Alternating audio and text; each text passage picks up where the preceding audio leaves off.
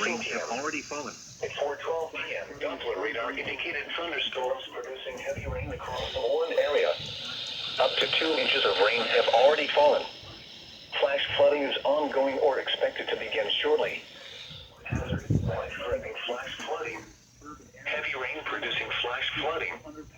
Source, radar indicated.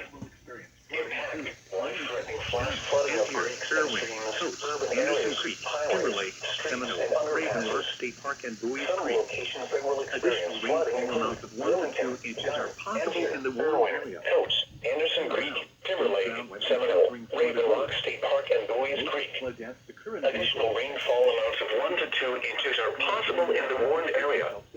Turn around. Don't drown when encountering flooded roads. Most of flood deaths occur in vehicles.